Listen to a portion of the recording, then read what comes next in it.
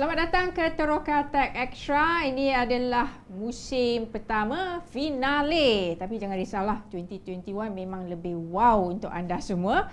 Jadi pada kali ini saya bersama dengan Dr. Hanafia Yusof, iaitu Ketua Pegawai Eksekutif Robopreneurs yang Berhad, dan kawan saya sebelah ni nanti I nak bertanya tentang banyak benda lah. Okay kawan, I'll introduce you later.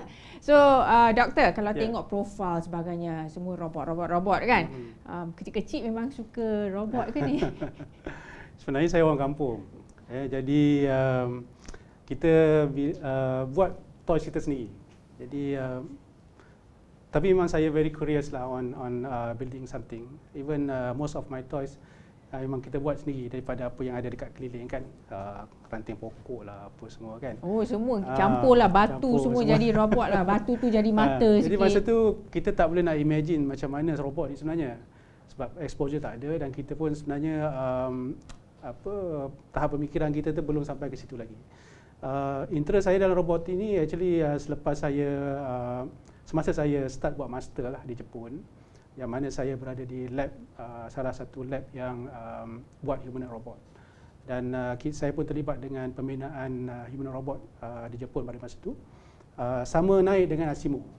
Jadi saya memang minat Asimo lah. Saya memang lihat teknologi Asimo ni dibina oleh Honda daripada peringkat R&D lagi, dan sekarang dah lebih pada 20 tahun, dan teknologi itu actually evergreen. Dia sustain sampai sekarang.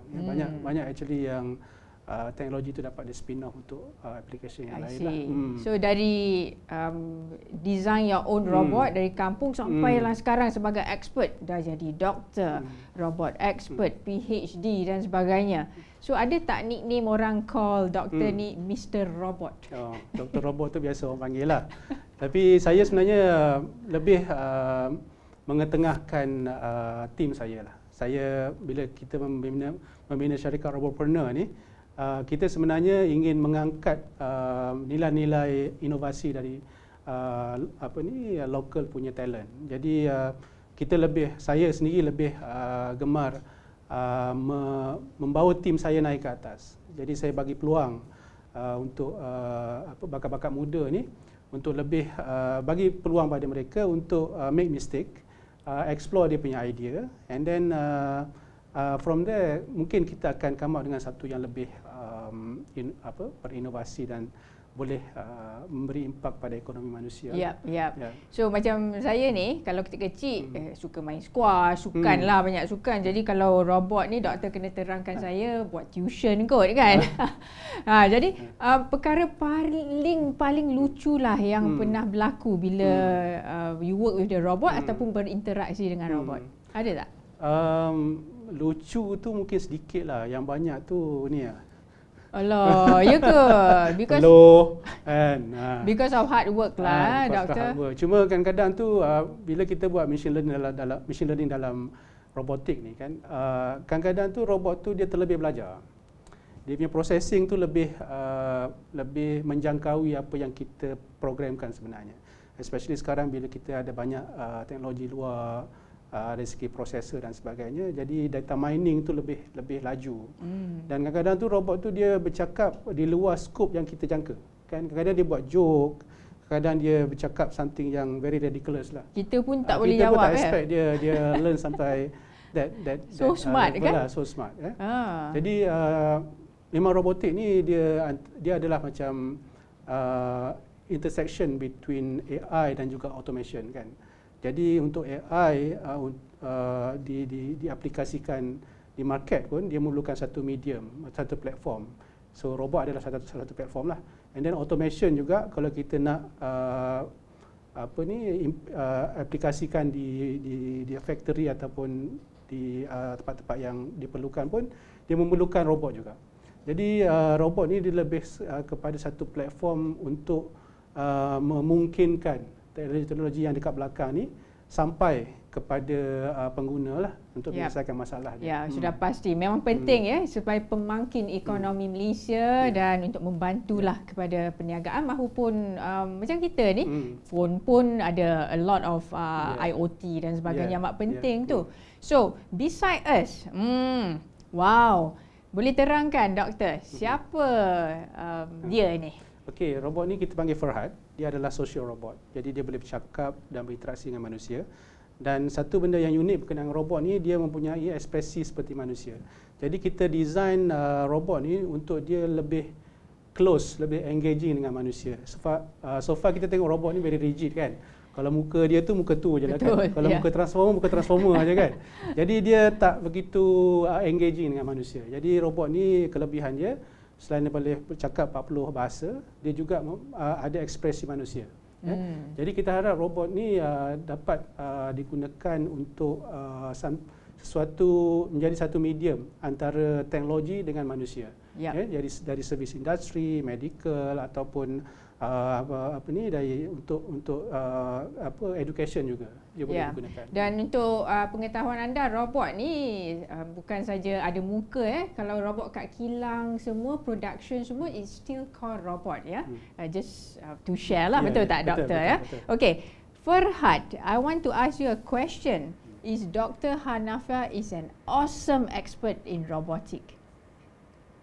Dr. Hanafia is an expertise in robot because he is the founder, board of director, and chief executive officer of Robopreneur Center in Berhart, with more than 18 years experience in robotics research and development.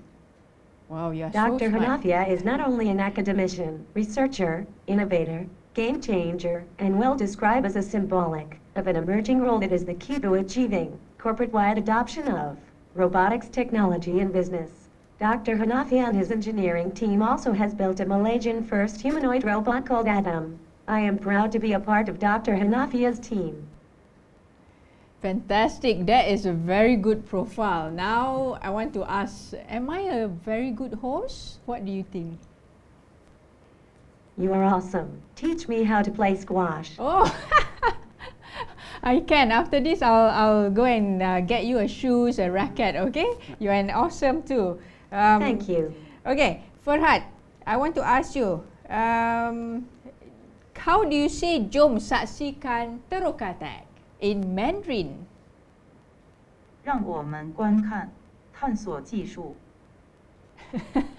I want to high-five you lah. Okay lah, I touch your cheek Memang bagus lah Farhad ni. I boleh bercakap dalam 40 bahasa Okay, nanti I have to learn French, Arabic dan semualah nak bercakap dengan Farhad.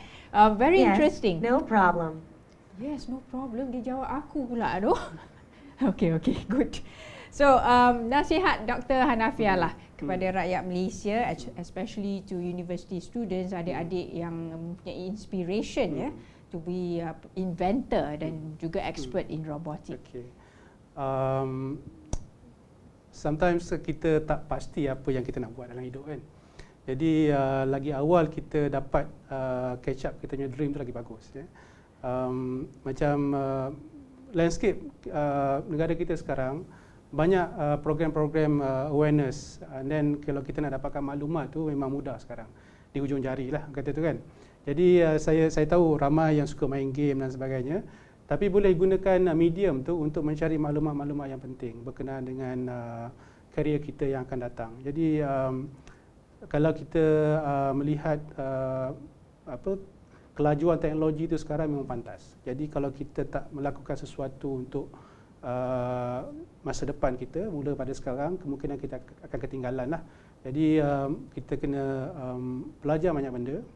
Daripada situ mungkin ada 2-3 perkara yang kita minat. So kita cari maklumat lebih mendalam.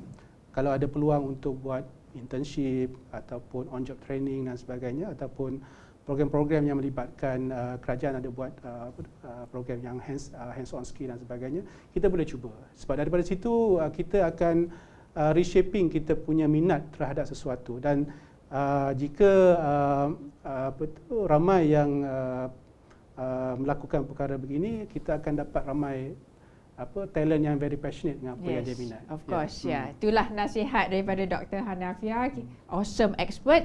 Itu yang dikatakan oleh Farhad juga. So all the very best, Doktor. Terima kasih. And Happy New Year 2021. Selamat tahun baru semua. Jadi kepada peminat Terokatek maupun Terokatek Extra, dan begitulah, ini adalah episod ke-10 iaitu musim pertama finale. Dan jangan ke mana-mana ya, sebab 2021 kita akan janjikan yang lagi best-best belaka kepada anda semua. Happy New Year 2021.